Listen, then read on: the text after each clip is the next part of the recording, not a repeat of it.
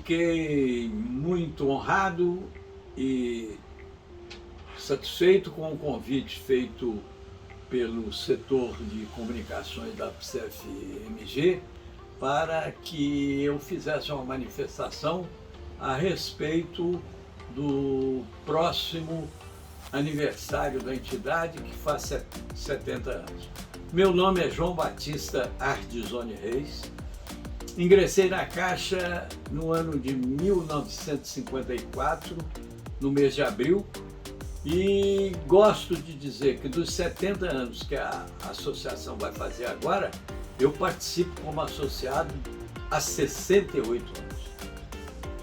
Então, é uma longa e afetiva convivência que eu prezo muito e tenho, na minha passagem pela Caixa, que foi de 36 anos, essa minha colaboração com os meus colegas através da associação me honra muito.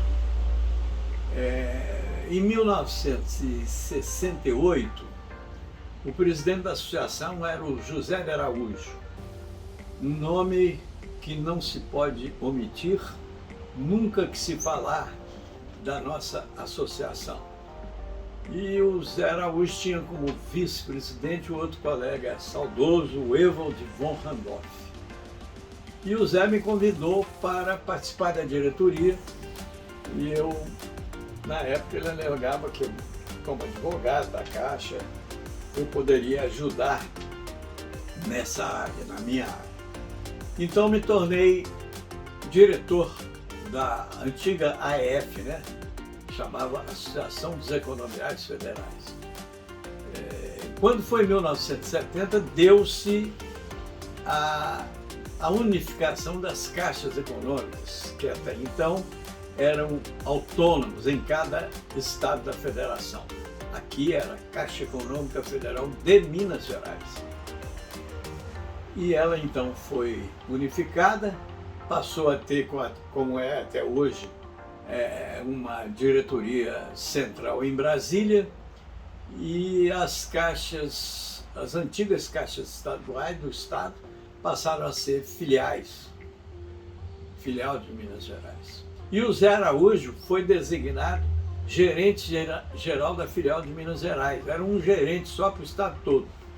E o Ewald, que era o vice-presidente da associação, também foi nomeado gerente operacional, gerente de operações. E sobrou para mim, então,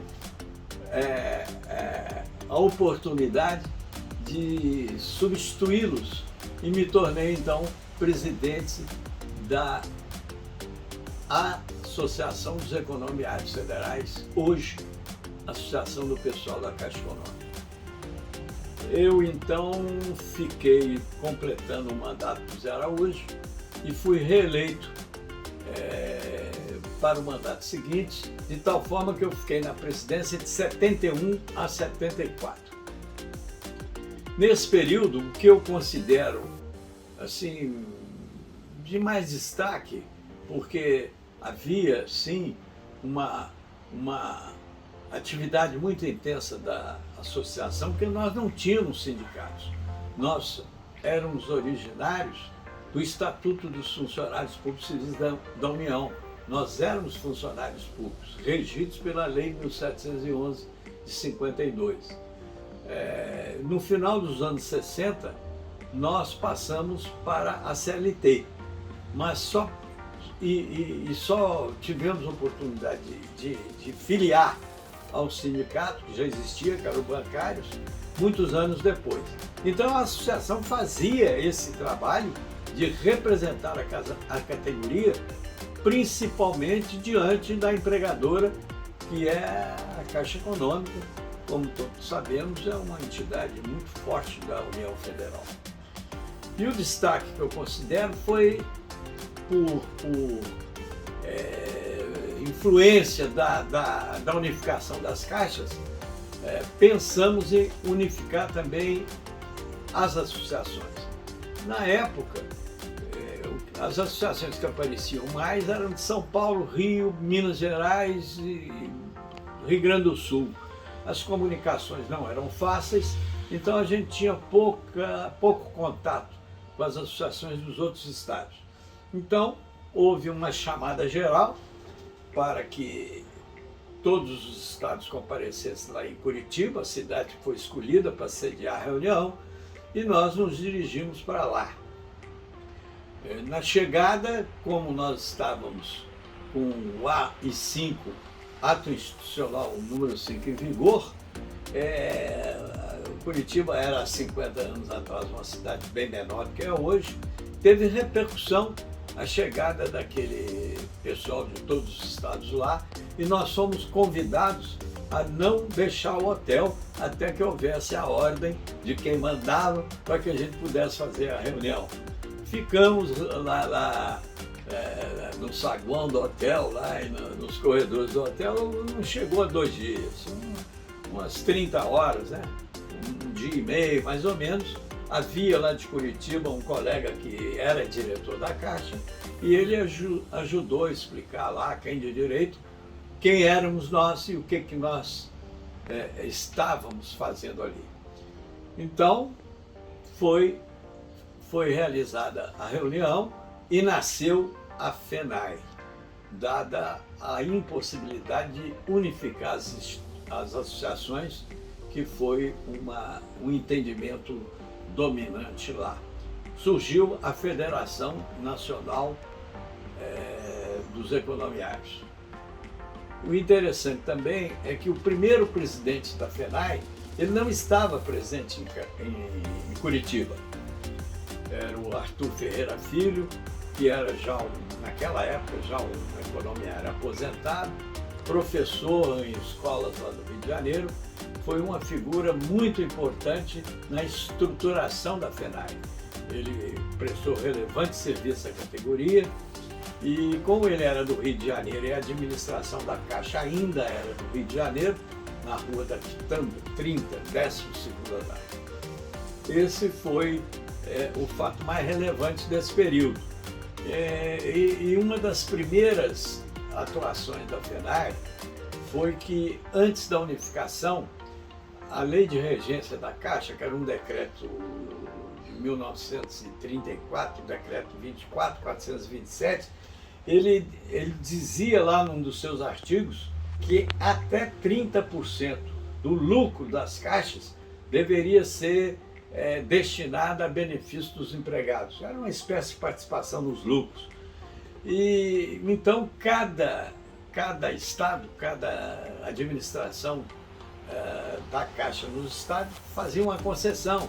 Então tinha uma variedade muito grande, tinha auxílio remédio, farmácia, e aqui em Minas nós tínhamos o auxílio educação, que com essa verba, através da associação, a Caixa pagava o colégio e ginásio para o empregado e seus dependentes. Isso tudo acabou. Então nós nos reunimos e aí foi a FENAI com o pessoal de São Paulo, Rio, Minas Gerais e Rio Grande do Sul. E eu era dos presidentes dessas associações, eu era o mais novo. Então nós fomos lá conversar com o presidente, que se chamava Gianpaolo Marcello Falco, era um italiano, né, de ascendência italiana, muito amigo do Delfim Neto, e era um homem enorme. E ele sequer nos convidou para entrar no gabinete dele, ele nos recebeu na porta de entrada do gabinete. Ele só não esperava que a turma fosse tão chata, tão firme. E nós então reivindicávamos um benefício para a categoria.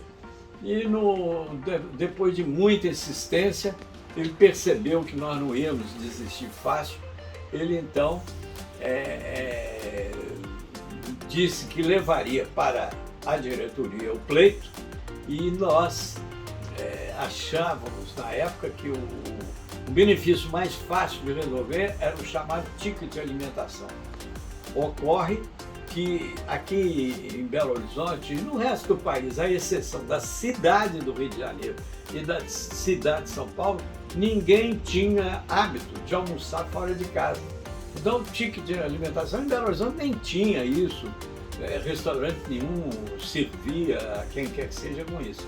Então, nós evoluímos para isso que se chamou de auxílio alimentação, que era um volume de dinheiro que chegava a 80% do salário mínimo, para que os empregados recebessem um carnê e fossem aos supermercados fazer suas compras pagando com o carnê. E a associação, evidentemente, promoveu um convênio com os supermercados. E isso foi o auxílio alimentação que nós todos recebemos até hoje. Eu acho que isso foi muito importante, porque principalmente quem trabalhou há mais tempo, ao correr do tempo houve muita perda, né? O empregado da Caixa tinha alguns benefícios que ajudavam muito, né?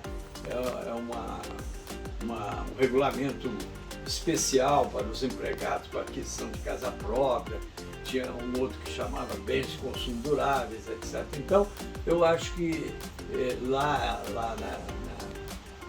naquela época, logo depois da fundação da FENAI, essa conquista do auxílio alimentação foi um destaque interessante. Eu tenho assim uma satisfação enorme de presenciar os 70 anos da Associação do Pessoal da Caixa Econômica. Nós todos devemos nos congratular com essa data. A associação teve ao longo do tempo um desempenho muito favorável às reivindicações da nossa categoria, e só nos resta realmente, nesse 19 de janeiro de 2022, né, quando se completam os 70 anos, nós todos nos abraçar e nos parabenizar.